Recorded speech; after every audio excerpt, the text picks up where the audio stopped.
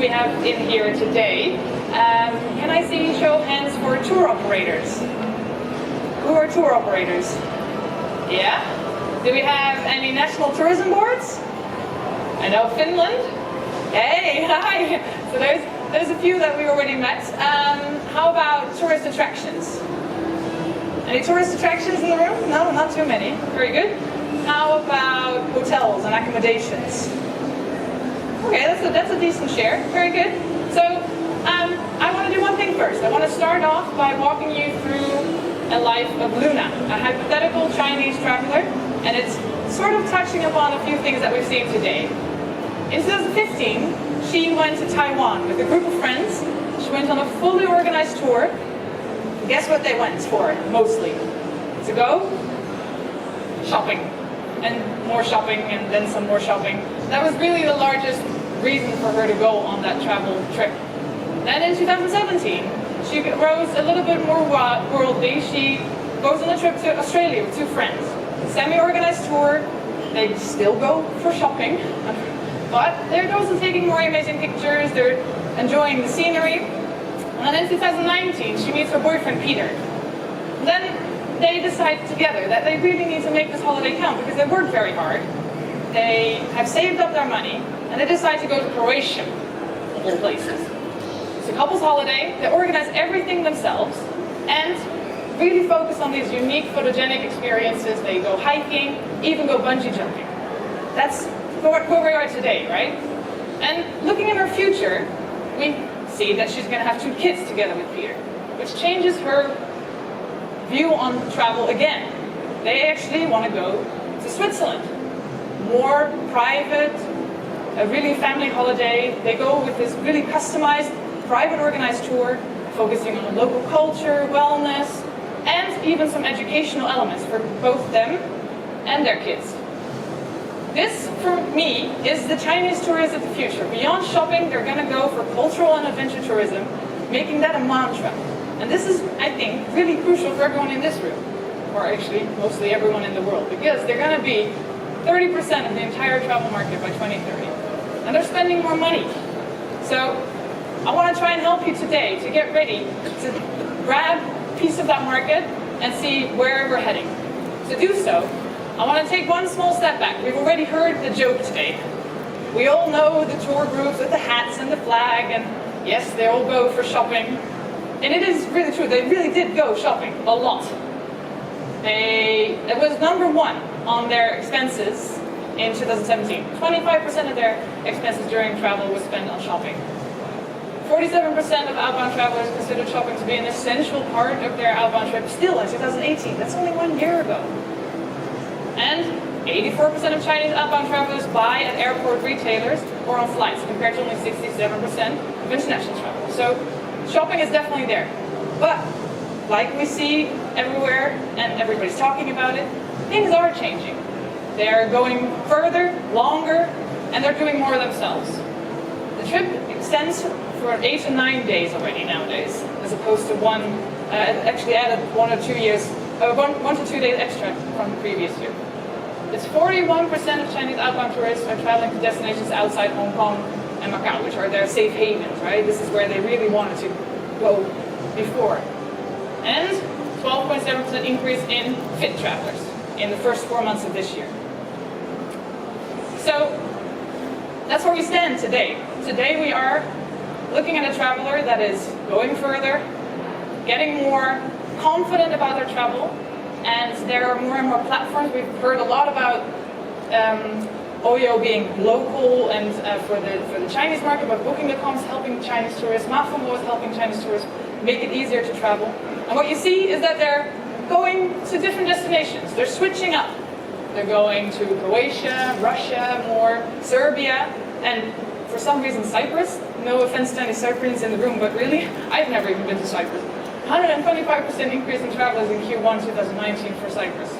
And I'm not entirely sure if Rachel is here, but I know that even Banyuwangi can be on the list of destinations for them because it is a new, more interesting, more local experience. They're really looking for this new inspiration. And what we see is that they're spending more on entertainment. There are more bookings on entertainment. Their customized itineraries are up for Europe. C-Trip is reporting on all of this to us, which is great. And thank you for the stage as well. And we're seeing that there's a lot of female travelers. So there's educated consumers. 68% of Chinese outbound tourists are female, and they're also spending more on entertainment and on experiences. So there's definitely a market there, and we should be seeing what we can do with them. There's this one little side note, and that is that not everybody is ready to go and take that plunge. There are Chinese tourists that are struggling a little bit, and I want to show you a video to show what I mean. This is a bungee jumping place in New Zealand. She's getting ready. Waving happily, yay!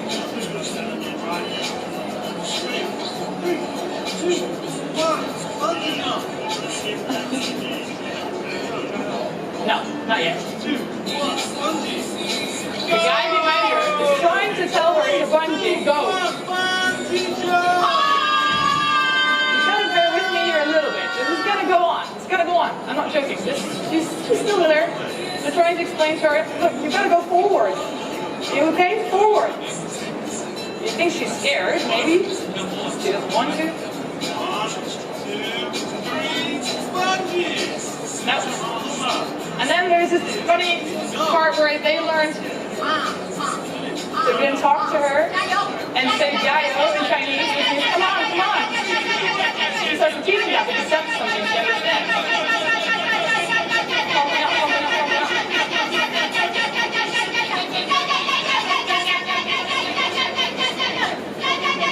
So guys absolutely have no idea what to do at this point. 3, 2, 1, bungee!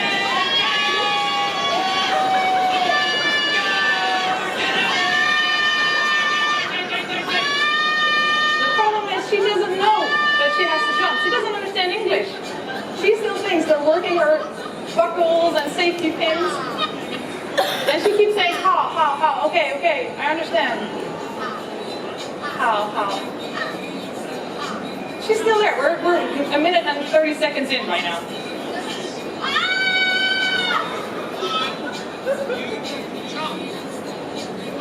Oh.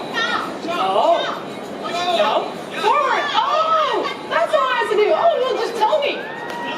And then for the ones paying attention, that was her iPhone flying out of her pocket. Because she could not read the sign that said, in English, please do not hold any of your personal belongings in your pockets when you go bungee jumping.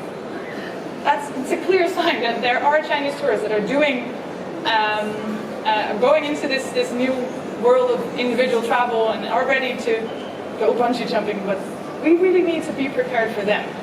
We need to be ready for the future Chinese traveler that is going out, adventurous, cultural tourism, but we need to do it their way. We need to also make sure that they're going to be comfortable and ready.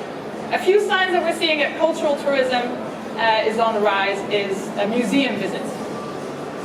And it starts at home. A lot of the things that Chinese tourists are doing, starting with the inbound market, they're travel inside China, and also the cultural elements in China. And this is a video from the Chinese National Museum that they made for the International Museum Day.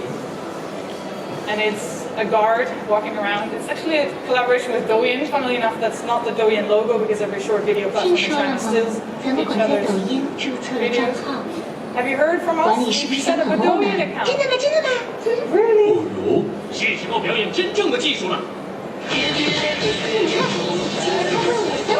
To entice young people to like culture and museums, artifacts, dancing.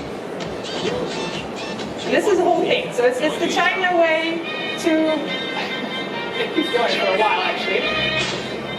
Turn the volume down for me. Thank you. It's going to keep going for a while. But that's one thing that we see. And the other thing that we see is WeChat article reads for international museums. So there actually are quite a few international museums that are doing really, really well with their content for Chinese audiences. And this is where we really see signs that more and more Chinese tourists are going to be interested in that. So pay attention when you are making your own packages or when you're marketing yourself to Chinese audiences, that this is definitely part of that.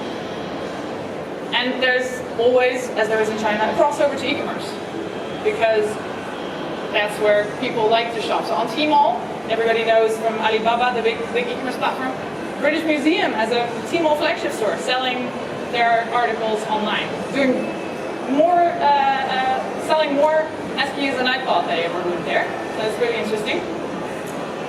That's cultural tourism done. Then what is this adventure tourism, soft adventure tourism, I'd like to call it, because it's not quite up there with where we are as Westerners maybe, but they're getting there. They're swimming in the Dead Sea, going for a camel ride, climbing high mountains, taking this very perfect picture in front of a molten lava, and they're experiencing local culture.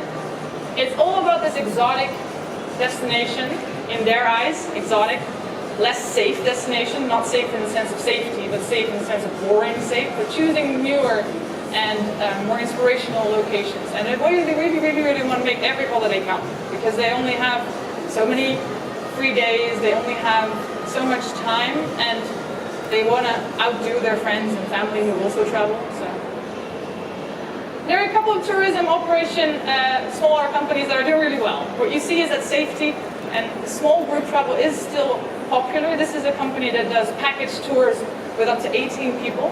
They go horseback riding in Xinjiang, but they also then go abroad, so they go to New Zealand or Morocco. Trips range between about $1,400 US to about $2,000 US. That's all excluding the actual flight. Everything inside those trips is organized for them, but it's pretty packed with picture-perfect situations, activities. It's a lot different from what you're used to seeing, the bus tours going through 6-7 European countries in one go. And then there's the high-end, private organized tours, really customized, detailed, pretty expensive. I would personally not be willing to spend $5,000 US for a 16-day trip to Italy, but these trips are selling. It's fine. Between Greece is about, if I remember correctly, $3,800 US, and Italy $5,000 US. So there is big money and a big market there. So we've seen it, we've heard it. There's a new Chinese tourist coming. We've seen them in the past, we've seen them today, and we know that they're coming up with this new interest. But the big question is, how are you all going to win with the Chinese traveler? We were working with travel agencies in the past, organizing groups, making your destination fit into those groups. We then saw a combination of travel agencies and direct sales, more airlines setting up their own websites in China, more hotels. The lovely lady from before was talking about that as well. You have to localize. And then in the future, we know that we're going to get that individual and adventure tourism, traveler. So what I want to give to you before I hopefully get some questions from the audience as well, I'm more than happy to answer some, is that I'd like you all to think about how to make your destination exotic. The quotation marks really need to be there, because you don't actually need to be an exotic beach or whatever. You need to be interesting enough. You can add cultural elements, really add to those cultural elements a key focus. Make it so that the Chinese audience knows that you're special and you're worth that one trip a year. Offer unique and customizable experiences. Make it that they feel they're the first to do it, potentially. And make it so that it fits maybe into these private organized tour groups, the groups that are coming with 2, 3, 4, maybe 5 in a small family. Make that your customizable experiences fits in those tours. Level up your localization and adventure and cultural tourism. Make sure that you're accessible. Whatever attraction you have, whatever products you offer, make sure that their iPhones don't drop out of their pockets when they go bungee jumping. It's already daunting enough to do that in another language. Help them with localized support, translate manuals, translate anything you can, help them out. And build in greater concierge and safety elements. Like I said, exotic doesn't necessarily mean exotic, it also doesn't mean dangerous. The Chinese really value safety. 47% still say that they make a choice based on safety with their destination. So help them with private chauffeur services from the airport. Maybe make an interactive map, hypothetically, showing safe or less safe areas in the city. Built-in WeChat features to help them feel at home and feel like they're constantly in touch with you for services and safety reasons. That's what I want to give you all as a tip and as advice. And I'd like to see if there are any questions in the room about the Chinese adventure tourist. Or was it too much of a flow of information?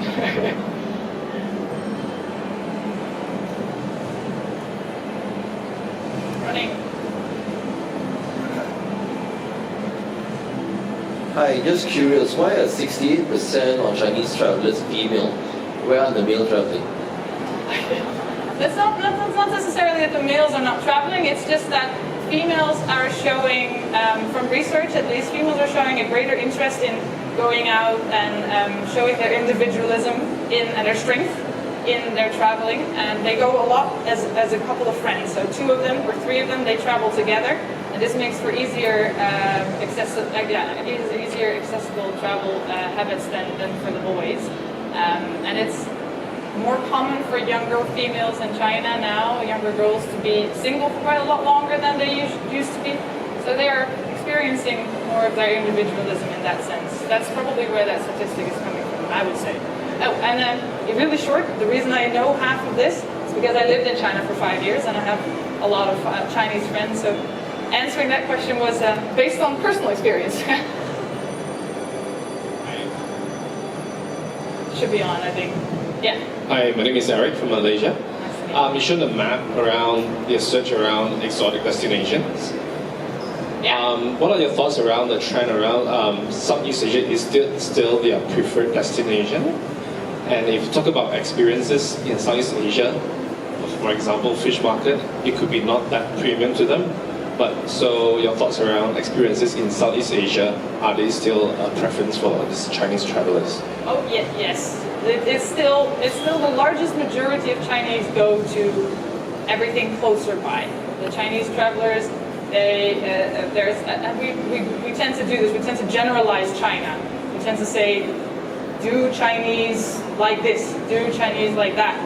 I found that very difficult with the question about, do Chinese value sustainability? Well, yes, in first-tier cities, younger generations, yes, of course they value sustainability. And I think in this sense, we're talking about a pretty large share of the Chinese travelers that are going further away, but that's the younger, it's the richer, it's the already experienced travelers. So I think when we're talking about Malaysia and other, I heard there are really a lot of tour operators from the areas around here, the Philippines. That's definitely still a market for the Chinese. They're just still more in those groups, maybe not 60 to 80, but 20 to 30 size groups, and they're definitely still going in experiencing Asia. But I think the same thing holds, that looking at those cultural and experience products, really experiencing local culture, living up these local elements is going to be good for even those Chinese tourists. Yeah. Hello, Marcio Franco from Outdoor Norway. Hi. I'm working with adventure tourism in Norway, and definitely it's an increased number of Chinese that come to us, but they don't know about what we do until they get there, right? They just be told to do the sightseeing activities and everything. So, any tips on how to reach them in China? Do they have any kind of adventure tourism agents or platform or trade show, something like that? Yeah, I think that's a really good question.